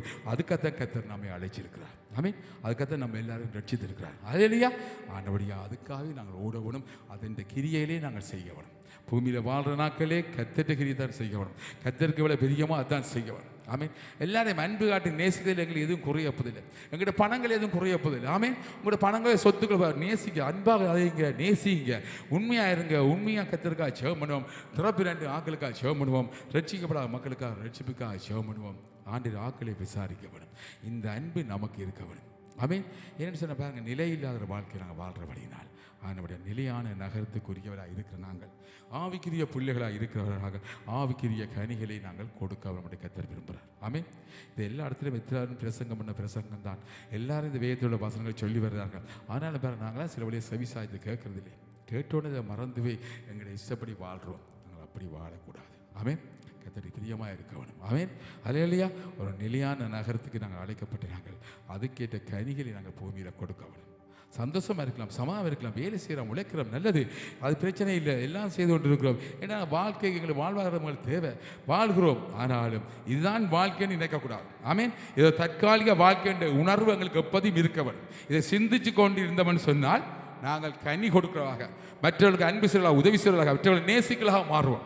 அப்படியான வாழ்க்கை வருமானம் நாங்கள் எப்போதும் கத்திட்ட காது சிந்திக்க வேணும். நாங்கள் நிலையில்லா மாயை உலகத்தில் வாழ்ந்து கொண்ட அந்த உணர்வு எப்பொழுதும் இருக்க வேணும். பிரசங்கி புத்தகத்தை எல்லாரும் படிக்க வேணும். படித்து பாருங்க, அதில் எழுதப்பட்ட கருத்தில் நீ வாசி பாருங்க. அதெல்லாம் அப்போதிலேருந்து எப்பவும் நடந்து கொண்டு தான் இருக்கு. அதில் சொல்லப்பட்ட காரியம் நடந்து கொண்டு தான் இருக்கு. எல்லாம் வினோதமான பாருங்க, ஒரு பார்க்கவங்களுக்கு ஒரு ஆச்சரியமாக இருக்கு. பூமி அப்படி நடந்து கொண்டு இருக்கு. நடக்காத ஒன்றும் எழுதப்படவில்லை. அப்போ எழுதின காரியம் இப்பவும் அது நடந்து கொண்டு தான் இருக்கு. ஆமென். அதனுடைய வாய்ச்சால் எங்களுக்கு ஒரு உணர்வு வரும். கர்த்தருடைய ஆவியார் எங்களோட பேசுவார். அதன்படி வாழுங்கள் எங்கள் சொல்லுவார். நாங்கள் அதை ஒப்பு கொடுத்து வாழணும். அன்பாக இருப்போம், எல்லாரும் நேசிப்போம். ஆனால் வேதம் வாசிக்கணும், துதிக்கணும். காலையில் புறப்படும்போது ஜெபிச்சுட்டு போங்க. அவசர வேலையை நான் ஓவர் டைம் செய்யணும், அது செய்யணும், ஓடி பணத்தை சம்பாதிக்காமல் சம்பாதிங்க, பிரச்சனை இல்லை. கர்த்தரோட சம்பாதிங்க, கர்த்தரோட சேர்ந்து ஓடுங்க. ஆமென். காலையில் பாருங்க, ஒரு கொஞ்சம் நேரம் 10 நிமிஷம் ஜெபிச்சுட்டு போகிறாங்க, பெரிய கஷ்டமா? அதனால ஜெபிக்காமல் ஓடுறார்கள். அப்படி ஒரு காலம் போகக்கூடாது. என்னதான் வேலை இருந்தாலும், என்னதான் அவசரம் இருந்தாலும் கொஞ்சம் நேரத்துக்கு எழும்பி இந்த கர்த்தருக்கு நன்றி சொல்லி, ஆண்டவரே வேலைக்கு போகிறேன், என்னை பாதுகாத்துக்கொள்ளும் ஆவியானவரே, நீ செய்ய நன்மைகளுக்காக அவங்களுடைய ரட்சிப்புக்காக நன்றி சொல்கிறோம். ஆண்டவரே என்னை காக்க முடியாச்சு. இந்த நாளை ஆசையாக மாற்றி சொன்னால் ஆசையாக வருவார். சஞ்சலம் இல்லாமல், வருத்தம் இல்லாமல் உங்களுடைய ஆசீர்வாதத்தை தருவார். ஆமென். அவரால் எல்லாம் முடியும். எங்களை வேறுபிடித்து எடுத்து வச்சிருக்கார் பூமியில். அதனபடியாக அவரால் முடியாத காரியம் ஒன்றுமில்லை. அதனபடியாக நாங்கள் அவர் கொடுக்குற கருத்தை நாங்கள் ஒவ்வொரு நாளும் கொடுக்கணும். காலையில் நன்மையாக செவணும், திரும்பி வரும்போது செபிக்கணும். வேலை சில இடத்துலையும் கர்த்தரை நினைக்கணும். பாருங்க, அந்த புறஜாதிய கர்த்தரை அறியாத ஜனங்களுக்கு கர்த்தரை சொல்லணும். அஞ்ஞானிகளுக்கு கர்த்தரை சுவிசேஷத்தை அறிவிக்க வேணும். நாங்கள் இங்கே வாழ்கிறவங்களுக்கு நிம்மதியில் நேயான வாழம் இல்லை. பரலோகத்தில் கர்த்தர் நமக்கண்டு வச்சிருக்கிறார். ஆமீன். எங்களுக்கு மறுபடி பிறக்க இயேசு வந்தது அதுக்காகத்தான் மரிச்சு எழுந்தார். எங்களுக்கு ஆவியை தந்திருக்கிறார். நாங்கள் அறிகிறோம், அதன் சந்தோஷத்தை அனுபவிக்கிறோம். அதை நாங்கள் எடுத்து மற்றவருக்கும் அதை சொல்ல வேணும். சொல்லும்போது அவங்களும் அதை விசுவாசிப்பாங்க. என்ற ஜீவனில் வார்த்தை ஒவ்வொரு பிள்ளைகளுக்கும் பரிசுத்தம் இருக்கிறபடினால் உங்களோட வார்த்தை போகும்போது, ஜீவனில் வசனம் போகும்போது அவங்களுடைய இதயத்தை ஊடுருவத்து குத்துமே அவன் விட வண்டியை விட்டு கண்கள் திறக்கப்பட்டு அவங்க ரட்சிப்படுவாங்க. பாருங்க, நாங்கள்லாம் அப்படித்தான் ரட்சிக்கப்பட்டோம். ஆமே இல்லையா? யாராவது சொல்லித்தான் ரட்சி. அதே மாதிரி நாங்களும் அதை தொடர்ந்து செய்யணும். ஒரு தாய் தன் பிள்ளை ஒரு பிள்ளையை தாய் எப்படி வளர்க்குறாளோ அதே மாதிரி அந்த பிள்ளை தன்னுடைய பிள்ளையை வளர்க்க வேண்டிய வேதம் சொன்ன மாதிரி இது நியாயப்பிரமா நீதியான வசனம். அதே மாதிரி பாருங்க, நாங்கள் ரட்சிக்கப்பட்ட சந்தோஷத்தை நாங்கள் ஒவ்வொருத்துக்கும் சொல்ல வேணும். ஆமே அல்லேலூயா. இது நீதியா இருக்கு. கத்த சில வழியில் பக்கத்து வீட்டில் ஆக்கிருப்பா, சிலர் கழிச்சு கொண்டிருப்பான் எத்தனையோ வருஷ கிடக்கா. ஒரு நாள் கூட சத்தியம் சொல்ல மாட்டான் தெரியுமா? அப்படியே ஆக்களும் இருக்கிறாங்க. ஒரு அந்தளவுக்கு நாங்கள் போகக்கூடாது. மற்றவர்களை பார்த்து நாங்கள் வெக்கப்பட வேண்டிய அவசியம் இல்லை. நாங்கள் சத்தியத்தை சொல்லணும். ஆண்டு நான் கிறிஸ்தவன் என்று சொல்லணும். நான் ரட்சிக்கப்பட்டு மறுபடி பிறந்தவன் என்று சொல்லி அதில் எப்படி என்னை தொட்டார், எப்படி என் வாழ்க்கையை மாறினது, எப்படி என் வாழ்க்கையில் எவ்வளோ நன்மைகள் வந்தது, எப்படி எனக்கு நிச்சயம் இருக்குது, நம்பிக்கை இருக்குது, நான் மாயான உலகிலே வாழ்கிறேன் என்று சொல்லி நித்தியத்துக்குரிய நான் மாற்றப்பட்டேன் என்று சொல்லி அந்த நம்பிக்கையை நாங்கள் எடுத்து மக்கள் சொல்ல சொல்ல சொல்ல சொல்ல அவங்களுடைய இதயத்தில் ஒரு மாற்றங்கள் வரும் தெரியுமா? கர்த்தர் பிரியப்படுறது. வேதம் சொல்லுது, ஒரு பாவியின் நிமித்தம் பரலோகத்தில் மிகுந்த சூதலுக்கு முன்பாக மிகுந்த சந்தோஷம் உண்டாகும் என்று சொல்லப்பட்டிருக்கு. ஆமீன். பாருங்க, ஒரு பாவி மனம் திரும்பும் போது, எல்லாரும் பாவத்திலாம் பிறக்கிறோம், நாங்கள்லாம் பாவத்திலாம் பிறந்தோம். ஆனால் பாருங்க, மறுபடி பிறந்தபடி நான் கர்த்தர் பிள்ளையாக மாற்றப்பட்டிருக்கோம். ஆனபடியா பாருங்க, பிறக்க ஒவ்வொரு ஞானசாமி பிறக்க பரலோகத்தை பெரிய சந்தோஷம் ஆர்ப்பாட்டம் நடக்குதுன்னு சத்த சொல்கிறேன் தெரியுமா? ஆமீன். என்ற கர்த்தருக்கு ஒரு பிள்ளை பிறக்கிறார்கள். ஆமீன். மறுபடி ஒரு ஆவிக்கிற பிள்ளை பூமியிலே பிறக்குது. ஆமீன். அல்லேலூயா. மாயை விட்டு பாருங்க, தன்னை விசுவாசித்து நிலையான நகரத்துக்கு பாருங்க, நூதனமான காரியங்களுக்கு பரலோகத்துக்கு ஆண்டரை கொண்டு சேர்க்கோம்னு சொல்லி அதுக்கு தன்னை தகுதிப்படுத்தினான்னு சொல்லி அவர் சந்தோஷப்படுவாரா இல்லையா? ஆமீன். நீங்கள் எல்லாரும் ரட்சிக்கப்படும் போது கர்த்தர் அங்கே பரலோகத்தை பெரிய சந்தோஷம் உண்டாயிருக்கும். ஆமீன். அது உண்மை. வேதம் அப்படி சொன்னபடியாக நிச்சயமாக நடந்திருக்கு. நான் ஞானஸ்நானம் எடுக்க சந்தோஷப்பட்டிருப்பேன். நீங்கள் எல்லாரும் ஞானஸ்நானம் எடுக்கும்போது கர்த்தர் நிச்சயமாக அங்கே பரலோகத்தில் பேருக்கு பெரிய ஆர்ப்பரிச்சு பெரிய கொண்டாட்டம் நடந்திருக்கு தெரியுமா? அதான் வேதம் சொல்லப்பட்டது. நிச்சயமாக நடக்கும். பூமியில் சில செய்கிறமே இல்லையோ, சில கனமண்ணமே இல்லையோ பாருங்க, ஆனால் பரலோகத்தில் நடக்கும். ஆமீன். இது பெரிய ஒரு ரட்சிப்பு தெரியுமா? நான் பாவிகளாக இருந்தங்கள் பாருங்க, விசுவாசி கர்த்தர் விசுவாசம் வச்சு அவர் மேல் நான் பற்றுதலாக இருந்து ரட்சிப்படையும் போது பரலோகத்து பெரிய சந்தோஷத்தை நான் காண்றோம்னு சொல்லப்பட்டது. ஆமீன். அல்லேலூயா. யாக்கோபு 4:13-14-15 வாசிங்க. 4ஆம் அதிகாரம் யாக்கோபு 13-14-15.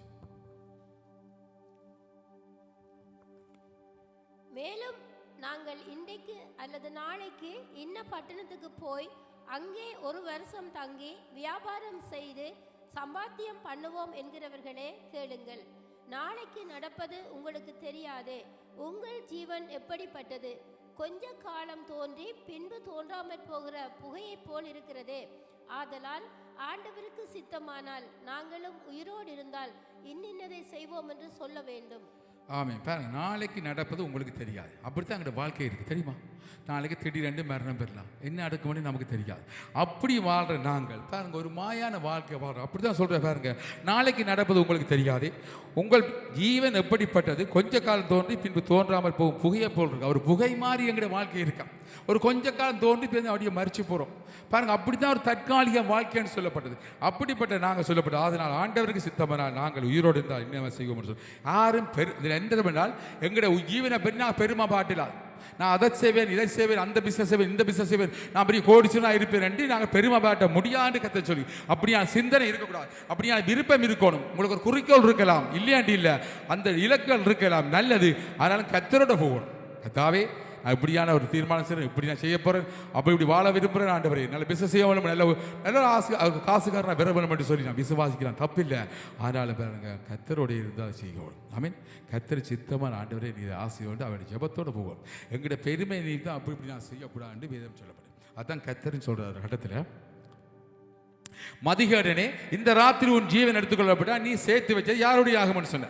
ஒரு பேருங்க ஒரு ஆலையை இடிச்சு அவன் சொன்னான், அவனோட வயல் அதிகமாக நிறைஞ்சிச்சு, விளைஞ்சிச்சு, நெல்லுகள் அதிகமாக விளைஞ்சபடியா, தானியங்கள் அதிகமாக இருந்தபடினால் அவன்கிட்ட வைக்கிறதுக்கு ஆலை இல்லாத சொல்றான். இடிச்சு நான் பெருசாக்கி நான் கட்டி அதை சேர்த்து வைப்பேன், நான் இன்னும் மாத்தமா நூழி வாழ் என்று சொல்லி நான் இன்னும் இருப்பேன்னு சொல்லி கத்த சொல்றார்.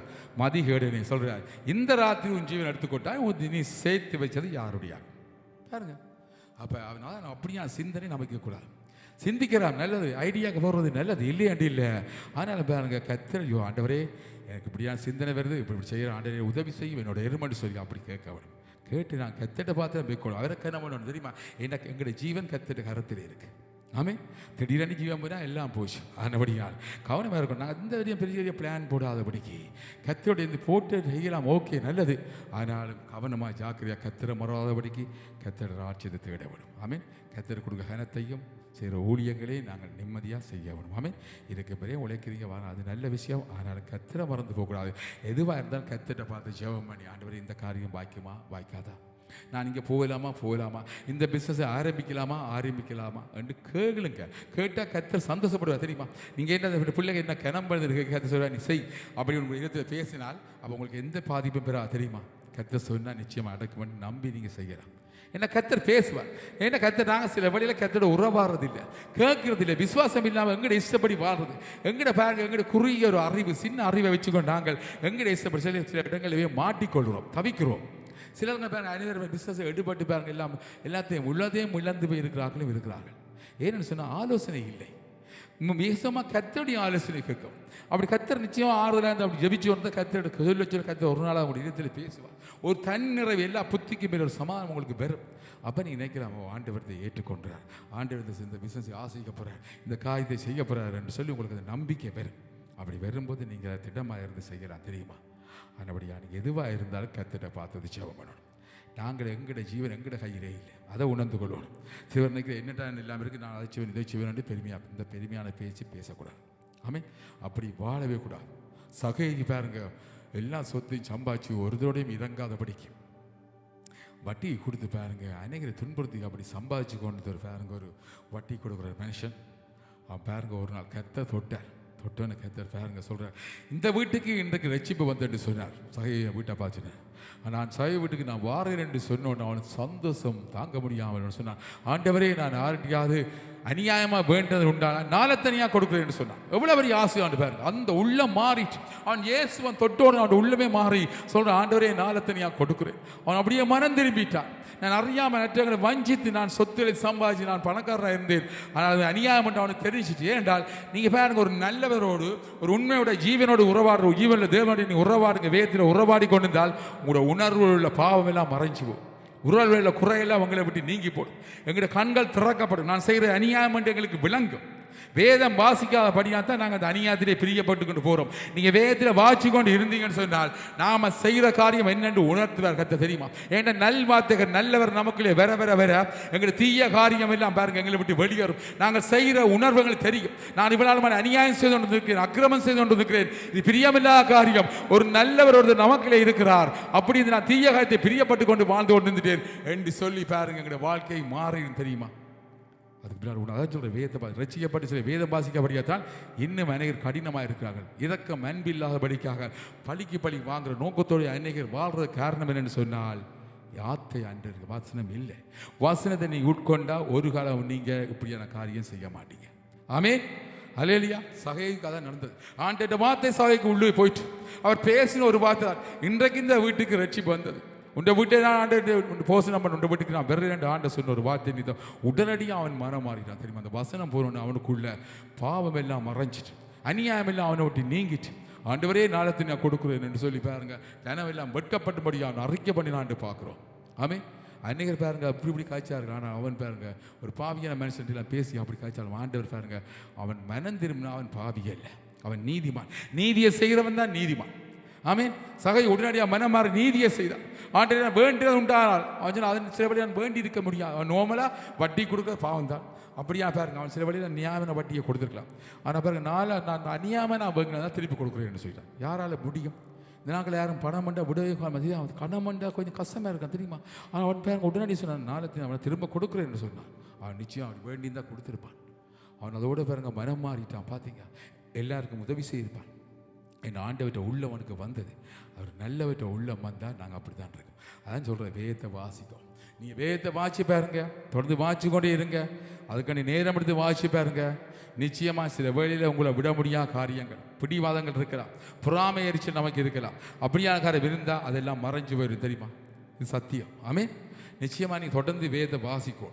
அது சும்மா வாசிக்கூடாது, அதை தியானித்து அதை பார்த்து அதை தியானித்து அதை ஒவ்வொரு வசம் கருத்துக்களையும் அருந்தறுத்து வாசி பாருங்க. கர்த்தருடைய ஆவியா உங்களை வந்துருப்பார், கிரிய செய்யும், எல்லாத்தையும் விட்டுருப்பீங்க. உங்களுக்கு ஒரு வெறுப்பு ஒன்று வரும். அதான் ஆதி அப்போஸ்தலர் பாருங்க எல்லாருக்கும் வெறுப்பு வந்தது. ஆண்டவருடைய வசனம் நித்தம் வாய்ச்சார்கள். அவங்களுக்கு தெரிஞ்சு நான் மாயான வாழ்க்கையை வாழ்கிறோம், எல்லாரையும் நேசிப்போம்னு சொல்லி பாருங்க. நிருபம் சொல்ல எல்லாரும் நேசின்னு சொன்னார். ஏன் முன்பு சொன்னார் பின்பு சொன்னார்னு சொன்னால் வேதங்கள் ஆண்டோடு உறவாடினபடியால் அவங்களுக்கு உள்ளத்தில் உள்ள எல்லா கசப்பு வெறுப்பு அநியாய மக்கள் எல்லாம் மறைந்து போய் ஒரு நீதியும் அன்பும் பாசமும் பெருகிட்டாங்க. ஆண்டோட உள்ளம் வந்தபடினால் பாருங்க அப்போஸ்தலர் பாருங்க சும்மா இருக்கல, ஓடி ஜனங்களுக்கு அப்படி அன்பை தெரிவிச்சு எல்லாரும் ரட்சிப்படைய வேணும். ஒரு தற்காலிக மாய வாழ்க்கை வாழ்ற மக்கள் எல்லாம் பரலோகத்துக்கு போய் நித்தியமான காரியத்தை சொந்தெடுத்துக் கொள்ள வேண்டும் என்று சொல்லி ஓடி சுவிசேஷித்தார். மனைவி வெளியில் விட்டுட்டு மறிபண்ணாம இருந்து அப்படியும் செய்தார்கள் தெரியுமா? ஏன் செய்தார்கள் சொன்னால் அந்த வல்லம் அந்த உண்மையாக வந்து நீதி வந்துட்டு பாசம் வந்துட்டு நேசம் உண்டாயிட்டு. எங்களுக்கு நேசம் வாங்க நேசிக்க காரணம் ஆண்டோட உறவாடுற குறைவு.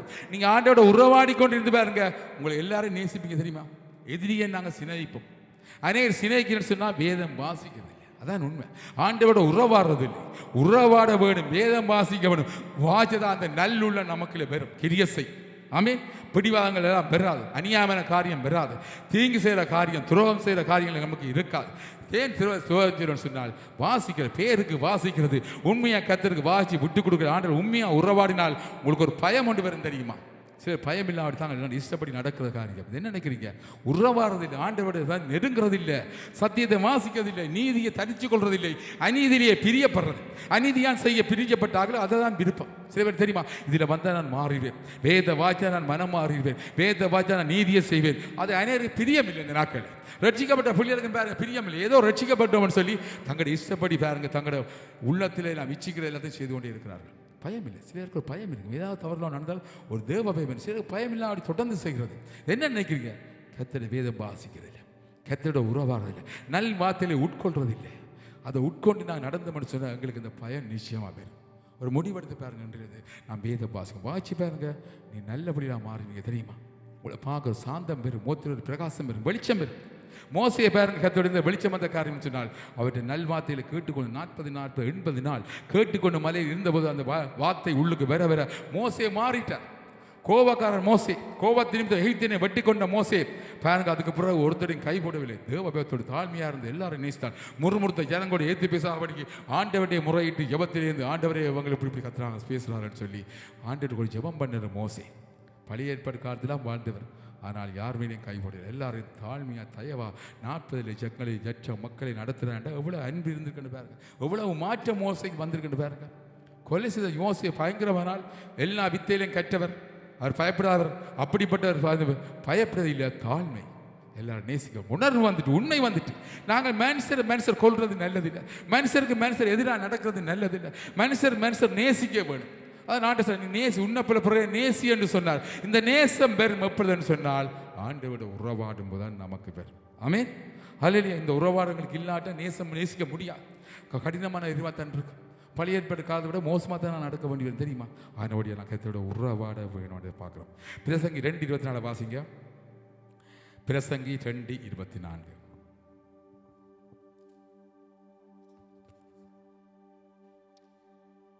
மனுஷன் புசித்து குடித்து தன் பிரயாசத்தின் பலனை அனுபவிப்பதை பார்க்கிலும் அவனுக்கு ஒரு நன்மையும் இல்லை, இதுவும் தேவனுடைய கரத்திலிருந்து வருகிறது என்று நான் கண்டேன். பாருங்க, மனுஷன் அதாவது பூமியில் வாழ்கிற நாட்களே புசித்து குடித்து சந்தோஷமாக இருக்கும். ஆமென். அதுதான் பேஜில் பாருங்க சொல்லுது, மனுஷன் புசித்து குடித்து சந்தோஷமாக வாழ்கிறான் வாழ்க்கைன்னு சொல்லப்பட்டது. கர்த்தர் எங்களுக்கு உண்டு பண்ணால் அதுவும் தேவனுக்கு தான் எங்களுக்கு வருது, எங்களை இஷ்டப்படி அது செய்கிறார். நீங்கள் புசித்து குடிக்கிறதெல்லாம் தேவனுடைய கிருபை. சில பேருக்கு சாப்பிடக்கூடிய முடியுமா? ஒரு தண்ணியோட குடிக்கலாம் வாழ்றான் தெரியுமா? அப்போ அப்படி குடிச்சு புசித்து குடிக்கிறது தேவனுடைய கிருபை. அவரால் எங்களுக்கு தானியங்களையும் எல்லாத்தையும் தாரார், உணவுகளை தாரார். அதுவும் அவற்றை கிருபியால் அந்த புசித்து குடிக்கிறோம். அவருக்கு அவற்றை ஈவங்கள் தாரதை இதிலே சந்தோஷமாக இருக்கத்தான் சொல்லுது வேதம். ஆமென். என்ன பூமியில் நாங்களே தற்கொலை மாயான வாழ்க்கையில் வாழ்கிறாங்க, செய்ய வேண்டிய காரியங்களை சொல்லியிருக்கு. ஆமென். அடுத்து பார்த்துக்கோங்க பாருங்க, பிரசங்கி 3:12 வாசிங்க. மகிழ்ச்சியா இருப்பதும் உயிரோடு இருக்கையில் நன்மை செய்வதுமே அல்லாமல் வேறொரு நன்மையும் மனுஷனுக்கு இல்லை என்று அறிந்தேன். பாருங்க, பிரசங்கி வடிவா அறிஞ்சிருக்கு பாருங்க. மகிழ்ச்சியா இருப்பதும் உயிரோடு இருக்கை நன்மை செய்வதுமே இல்லாமல் வேறொரு நன்மையும் மனுஷனுக்கு இல்லை என்று அறிந்தேன். உங்களுக்கு எந்த நன்மையும் நமக்கு இல்லையா? அதாவது உயிரோடு நாங்கள் இருக்க மகிழ்ச்சியா இருக்கணும், நன்மை செய்வோம். இது ரெண்டையும் நாங்கள் செய்வோம். மகிழ்ச்சியா ஒவ்வொரு சந்தோஷமா வாழும். ஆமீன். நாங்கள் சிந்திச்சு எங்களுடைய குழப்பி எதிரால பார்த்து அது நடக்கும் மற்றவன் பறந்தா பறக்கட்டும், மற்ற பணத்தை சொத்து வாழ்ந்தால் வாழ்ந்துட்டு போகட்டும். அதுக்காக நாங்கள் மோடி எங்களுடைய உடம்புல பழுதாக்கி நோய்வாய்ப்படாதபடிக்கு கவனமாக இருக்கும். ஆமீன். கர்த்தரா ஒன்றை கொடுக்குறார், இருக்கிற கொண்டு சந்தோஷமா வாழும். கர்த்தர் மீதியா வேணும்னா தருவார். ஆமீன். கர்த்தர் கேட்க கர்த்தர் நிச்சயம் சொல்லப்படுறாரு. இருக்கிற வச்சு கொண்டு சந்தோஷமா மகிழ்ச்சியாக இருப்பதும் உயிரோடு இருக்க நன்மை செய்வதுமே இல்லாமல் வேறொரு நன்மை மனுஷனுக்கு பூமியில இல்லை. ஆமே. இங்கே எங்களுக்கு எந்த நன்மையும் இல்லை. இருக்கும்போது மகிழ்ச்சியாக இருக்கணும், சந்தோஷமாக இருக்கணும். ஆமே. நீங்கள் ஆண்டோட உறவானா நீங்கள் சந்தோஷமாக இருப்பீங்க. ஆமே. பாருங்க, அப்படி இருக்கும்போது மகிழ்ச்சியாக இருப்பது உயிரோட கையில் நன்மை செய்ய சொல்லி 2 காரியம் செய்ய சொல்லுங்க. மகிழ்ச்சியாக இருங்க, நன்மை செய்யுங்க. ஆமே. நன்மையான காரியம் செய்யுங்க. யாராவது விசாரிக்கொண்டா விசாரிங்க, யாராவது ஜெபிக்கொண்டா ஜெபிக்கணும். ஹாஸ்பிட்டலில் யாராவது நோய்வாய்ப்பட்டிருந்தால் அவங்கள போய் தேடி போய் அவங்களுக்கு ப்ரே பண்ணணும். ப்ரே பண்ணி அவங்களை சுகப்படுத்தி ஆறுதலான வார்த்தைகளை பகிர்ந்து கொள்ள வேணும். சொல்லும்போது அவங்களுக்கு சந்தோஷமாக இருக்கணும். ஆமே. இந்த காரியம் விசாரிக்க வேணும் மக்களே. ஆமே. அப்படியான காரியங்களை செய்கிறத தவிர வேறொரு நன்மை நமக்கு பூமியில இல்லை. ஆண்டவர் சொல்லியிருக்கிறார், ஆண்டவர்கிட்ட பிள்ளைகள் இதை நாங்கள் ஏற்றுக்கொண்டு இதன்படி நடக்கத்தான் வேணும். ஆமே. ஆனால் இது கேட்க சந்தோஷமாக இருக்கும். ஆமே. நல்லா வாழணும், நல்லா உடையை உடுத்துங்க, நல்லா சாப்பாடு சாப்பிடுங்க. இப்போ சில பேர் பாருங்க, சாப்பிடாமே கஞ்சத்தினா வாழ்ந்து திடீரென்று நடந்தால் யோசிச்சு பாருங்க, எவ்வளோ கவலையான காரியங்கள். ஆமாம். இந்த யூரோப் மக்களை பார்த்தா நாங்கள் பழகுவோம். இவங்களை எப்படி வாழ்கிறான்னு பாருங்க. பணம் வேலை செய்கிறாங்க, காசு இருக்கிறத வச்சு சந்தோஷமாக இருக்காங்க தெரியுமா. சில வழியில் கணக்கு பார்த்து கொஞ்சம் காசோட போவாங்க, ஒரு பிளான் பண்ணி தான் போவாங்க. ஒரு இடத்துக்கு ஹாலிடே போய்க்க அது கொஞ்சம் காசு கணக்காக போய் அது முடிய கணக்காக வந்துடுவாங்க. அதில் எவ்வளோ சந்தோஷம் இருக்குது தெரியுமா. அவன் பெரிய காசுக்கார் போகிறோன்னு நினைக்கக்கூடாது. ஏன்டா அவங்க பாருங்க அப்படி போகிறதால ஒரு சந்தோஷம், ஒரு மகிழ்ச்சி இருக்குது, ஒரு ஃப்ரீடமாக இருக்கிறேன் தெரியுமா. நீங்கள் போய் எங்கேயா பீச்சில் போய் இருந்து பாருங்க, உங்களுக்கு சந்தோஷம் வருமா இல்லையா. வீட்டுக்கு இருந்தால் ஒரு கவலையாக இருக்குது சில நேரத்தில். அந்த பில் இந்த பில் கட்டணும், அந்த பிரச்சனை தோடி பிரச்சனை வந்துகிட்டே இருக்கும். சந்தோஷமாக எல்லாத்தையும் உதறி தள்ளி போட்டு போய் ஒரு நாளாக போய் காலையில் போய் நல்ல வெதர். இப்போ பீச்சுக்கு போங்க, வெயில் வெடிக்க சமர் வர போகுது, போங்க சபையாக நாங்களும் போவோம். நல்ல விஷயம் போய் அப்படியே சந்தோஷமாக அங்கே பீச்சில் இருந்து பாருங்க, எவ்வளோ சந்தோஷமாக இருக்க முடியும் யோசிச்சு பாருங்க. ஒரு ஆறுதலாக இருக்கும், ஒரு மைண்டுக்கு நல்லா இருக்கும் தெரியுமா, ஃப்ரீடாக இருக்கும். அப்படி தான் இருக்கணும், அப்படி தான் வாழ நம்ம சொல்லுவோம், மகிழ்ச்சியாக இருக்கணும். எல்லாத்தையும் சிந்திச்சு கொண்டே இருந்தோம்னா அப்படியே சிந்திச்சுட்டு வயசும் போயிடும். வயசும் போய் நாங்கள் நினைக்கிறது நடக்காமல் போயிடும். மாறப்படினால் கவனமாக இருக்கணும், சந்தோஷமாக செய்து கொண்டு இப்படியே போய் கத்திர வார்த்தை கீழ்ப்படிஞ்சு நடந்து கொண்டு வேறுங்க தானாக பெற வேண்டிய பேர். அதான் மேல் சொல்லுது மத்திய 6:33 முதலாவது தேவனுடைய ராஜ்யத்தை தேடுங்கள், அப்பொழுது இவைகள் யாவும் உங்களுக்கு கூட கொடுக்கப்படும். எப்பொழுது உங்கள் சொத்துக்கள், சம்பத்துகள், வாழ்க்கை, ஆரோக்கியம், சந்தோஷம், சமாதானம் எல்லாம் உங்களுக்கு கூட கொடுப்பாராம் என்றால் அவற்றை ராஜ்யத்தை தேடும்போது. அதான் சொல்கிறேன், முதலாவது நீங்கள் எழும்புற காலையில் கத்தரை துதிக்க வேணும், கத்தரை காரியம் செய்ய வேணும், அவற்றை ஊழியங்களை யாரும் கண்டா சொல்ல வேணும், சுவிசேஷத்தை அறிவிக்க வேணும், ரட்சிப்பில் கொண்டு வேணும். இப்படி செய்ய செய்ய செய்ய சொத்து சம்பாதிக்க பெருகும். ஆனால் ஊழியக்காக பாருங்க, ஊழியம் சேர்ந்துருப்பாங்க, ஒரு வேலையும் இல்லை, சும்மா இருந்து ஊழியம் சேர்ந்துருப்பாங்க, சொத்து வந்து சேர்ந்துடும். நீங்கள் எல்லாருக்கும் தெரிஞ்ச விஷயம் என்ன நினைக்கிறீங்க, கர்த்தருடைய ஊழியத்தான் செய்யணும். முதலாவது தேவனுடைய ராஜ்யத்தை தேடணும், தேவனுடைய ராஜ்யம் கட்டுப்பட வேண்டும், உலக மக்கள் எல்லாம் ரட்சிக்கப்பட வேண்டும் என்று ஓடி ஓடி பாருங்க சுவிசேஷத்தை அறிவிச்சு கொண்டு போக பணம் தன்பால சேர்ந்து வருது பாருங்க. அன்றைக்கி சொத்துக்கள், சம்பத்துகள் எவ்வளோ வசதியாக வாகனோடு வாழ்கிறார்கள். முன்பு ஒரு வேலையுமே செய்யலை. இதுதான் காரியம், தானாக வெறும். ஏன்னா கர்த்தரை அங்கே கொடுக்குறான், ஒவ்வொரு மேவி விட்டு கர்த்தர் சொத்துக்களை கொடுத்து அவர்களை பாருங்க ஆசீர்வதிக்கிறார் ஊழியக்காரர்கள். அதே மாதிரி நீங்கள் ஒவ்வொருத்தரும் கர்த்தருடைய ஊழியங்களை செய்து பாருங்க. சுவிசேஷ வேரோடு கூட கர்த்தர் சுவிசேஷத்தை சொல்லிக்கொண்டு போய் பாருங்க. காண்ற ஜனங்களை விடாபடிக்கு கர்த்தருடைய வசனத்தை விதையுங்க. போட போட கர்த்தர் உங்களை பார்ப்பார். நீங்க வேலை செய்யறதுக்கு திடீர்னு உங்களுக்கு சம்பளம் வருது, ஏதோ போனஸ் அப்படியா அவங்களுக்கு வந்து பாருங்க, பணம் தானா வரும். செய்து பாருங்க, கத்தருக்காக செய்து பாருங்க, நன்மையான செய்து பாருங்க, உங்களுக்கு வர வேண்டிய சொத்துக்கு பெறும். எனக்கு வீடு இல்லை, மாசம் இல்லை, அண்டு நல்ல காரியம் இல்லை, சில விசா இல்லை, அது இல்லைன்னு சொன்னாலும் ஒன்றுக்கும் யோசிக்க தெரியல. கத்தரை காரியம் செய்து கொண்டு போங்க, ஒன்றையும் கவலைப்படாதுங்க. கத்தர் பார்த்துக்கோ, என்ற கத்தரங்களை அழைத்தர் உண்மை உள்ளவர். ஆமே, அவர் சொன்ன வார்த்தை நாங்கள் சரியா நடக்கும்போது நிச்சயமா கத்தர் எங்களுடைய தேவையில் அவர் சந்திப்பார். ஆமே, இம்மையிலும் மறுமையிலும் நீங்கள் ஆசீர்வாதம் கத்தர் சொன்னவர். ஆமே, இந்த ஆசீர்வாதம் பெறவருமாயிருந்தால் நாங்கள் கத்தரை பிரியமாய் மாயை பின்பற்றாபடிக்கு வாழ்கிற நாட்களில் நாங்கள் கத்தருக்கு காரியங்களை செய்து கொண்டு நன்மை செய்து கொண்டு எல்லாரும் நேசி அன்பாய் நடந்து கொண்டு போவோமா இருந்தால் எங்கள் தேடி பணங்கள் பெறும், வீடு வாசல் பெறும், நல்ல விசாக்க பெறும், நல்ல வாகனங்கள் பெறும். ஆமேன், நல்ல பிள்ளைகளை தருவார், நல்ல வாழ்க்கையை தருவார். ஆமேன், நிச்சயமாக இது நடக்கும். அதனால் நீ பாருங்க, அப்படி வாழ்றாங்கள பாருங்க, அப்படி இருக்கா. நான் தானே அவங்களுக்கு ஒன்றும் பெறையில கத்தர் சொன்ன வார்த்தை கீழ்ப்படிஞ்சு நடந்தபடினால் அப்படியான ஆசையாக வந்து அன்றைக்கு சாட்சியை நீங்கள் கேட்டிருப்பீங்க. அன்றைக்கி எவ்வளோ கஷ்டத்தை மத்தியில் இருந்தோம் பாருங்க, சாப்பிடவே கஷ்டம் இல்லாமல் வாழ்ந்தார்கள். அப்படிப்பட்டவளை கத்தர் கோடீஸ்வரராக வச்சிருக்கிறார். ஆமேன், அதே இல்லையா, அவர் களவெடுக்கையில் அப்படி இப்படி அநியாயம் செய்யலை.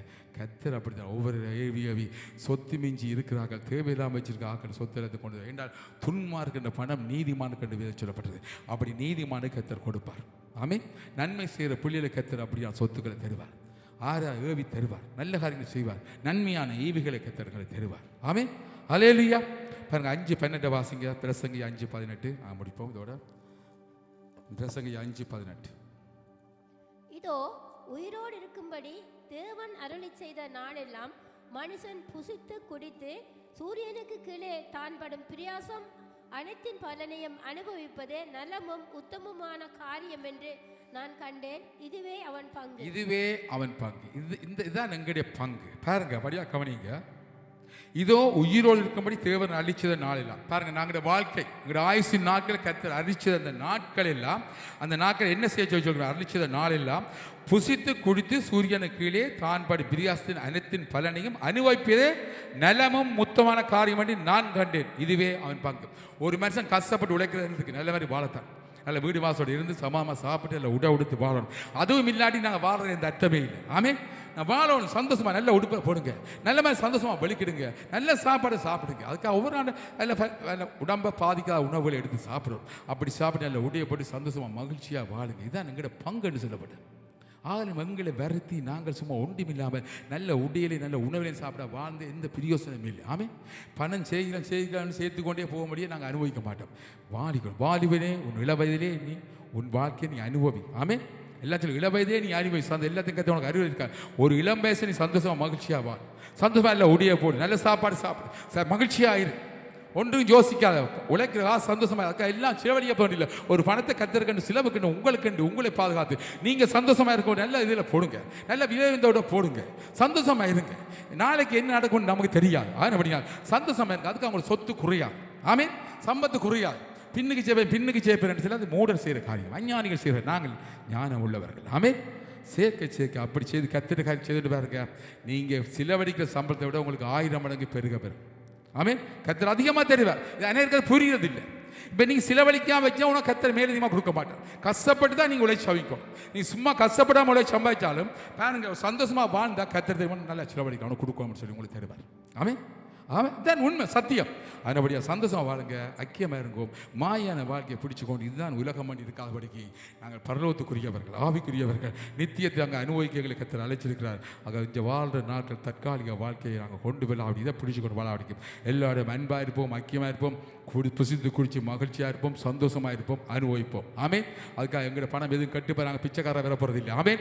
எப்பொழுது நாங்கள் ஐஸ்வர்யத்தான் இருப்போம். ஆமென். சொல்லுங்க, அதில் அறுக்க பண்ணி நான் எப்பொழுதும் ஐஸ்வர்யாக இருப்பேன். ஆமென். அல்லேலூயா. நான் எப்பொழுதும் உண்மையாக இருப்பேன், எப்பொழுதும் மகிழ்ச்சியாக இருப்பேன், கர்த்தருக்கு மகிழ்ச்சியாக இருப்பேன், கர்த்தருடைய கிரியைகளை செய்வேன். ஆமென். அப்படி செய்யும் போது கர்த்தர்களை உயர்த்துற தேவனாக இருப்பார். அல்லேலூயா. கர்த்தர் நல்லவர். எல்லாரும் எழுந்திருப்போம், கர்த்தருக்கு நன்றி சொல்லுவோம். நன்றி ஆண்டவரே. தகப்பனே, இந்த வேலைக்கு நன்றியை துதிக்கிறோம். பரிசுத்த பிதாவே, எல்லாம் எழுந்துருங்க, நன்றி சொல்லுங்க. ஆண்டவரே நன்றியை துதிக்கிறோம். ஆண்டவர் இந்த வாழ்க்கையாக நன்றியப்பா. மாயை நாங்கள் பின்பற்றாதபடிக்கு ஆண்டவரே நீதியை பின்பற்றி ஆண்டவரே நித்தியத்தை உரிய வாழ்க்கை நிரந்தரமான ஒரு வாழ்க்கையை நாங்கள் பெற்றும்படி நாங்கள் அழைத்த தேவன். அதுக்குள்ள கிரிகளை பூமியில் வாழ்றாக செய்து உங்களுடைய வேதத்தின்படி என்னென்ன சொல்லியிருக்கிறோம் அதுபடி நான் நடந்து மகிழ்ச்சியாக சந்தோஷமாக புசித்து கொடுத்து வாழ சொல்லியிருக்கிறேன். அப்படியான நீதியாக உண்மையாக வாழ்றார்கள். எல்லாரையும் காத்துக்கொள்ளும். இந்த வார்த்தையை கேட்டவர்கள் எல்லாரும் சரியாக உண்மையாக வாழ மாய வாழ்க்கையை ஓடி தெரியாமடி நித்திய ஜீவன் எல்லாரும் சுதந்திரத்தை குடிமையாக எல்லாரும் கண்களும் திறக்கப்படுவதாக ஆண்டவர் எல்லாரும் தொடும் ரட்சிப்படியாக ரட்சிப்படுவார்கள். இயேசு வந்து ரட்சிப்பை பெற்று நிலையான ஒரு நகரத்தை பெற்றுக்கொள்ளும்படியாக கண்கள் திறக்கப்படும். ஆண்டவர் இந்த வார்த்தையை கண்டு நாங்களும் சரியா உண்மையா வாழ பிரியமில்லா காரியம் செய்யாபடிக்கு மாயான வாழ்க்கையை ஓடி எங்களை மாய்த்துக் கொள்ளாபடிக்கு ஆண்டு வருத்தங்கள் நோய் உண்டு பண்ணாபடி சந்தோஷமா மகிழ்ச்சியாய் இருக்கிறத கொண்டு அனுபவிச்சு சந்தோஷமா வாழ எங்களை உதவி செய்வாங்க. அப்படி இருக்கும்போது நீ எங்களை தேவையில்லை சந்திக்கிற தேவன். அப்படியா நீ எல்லாரையும் பாதாத்திலும் இந்த வசனம் கேட்ட ஒரு பிள்ளைகளையும் ஆசீர்வதிக்கிறோம். ஆண்டு கேட்ட எல்லா பிள்ளைகளையும் சமாமா இருக்க உதவி செய்யலாம். உங்களுடைய கிருபையின் சத்தியம் பிள்ளைகள் சூழ்ந்தட்டும், சபா நிறையட்டும், அன்பும் சந்தோஷம் மகிழ்ச்சியும் பொங்கட்டும், கண்கள் திறக்கப்பட்டும், கட்டப்பட்ட கட்டுக்கெல்லாம் உடைக்கப்பட்டு விடுதலையாகி சந்தோஷமா இருக்கிற நாட்களில் சந்தோஷமா மகிழ்ச்சியா வாழும்படியாக அப்படியா உதவி செய்யும்படியாக இயேசுவின் நாமத்திலே ஜெபிக்கிறோம் நல்ல பிதாவே. ஆமென். ஆமென். கர்த்தர் நல்லவர். ஆமென்.